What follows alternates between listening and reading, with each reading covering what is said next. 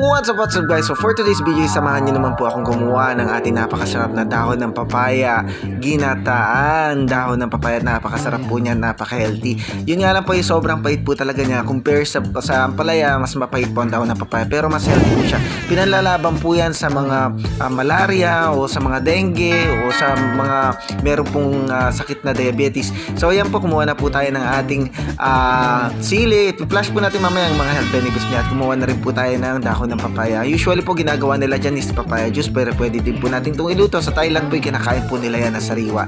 At yan po chinyap na ni Kuya Mark ang ating dahon ng papaya at pinrepare na po natin ito. Pigayin lang po natin ito pag hinugasan natin para mabawasan po yung pait, kasi sobrang pait po talaga. Sobrang pait.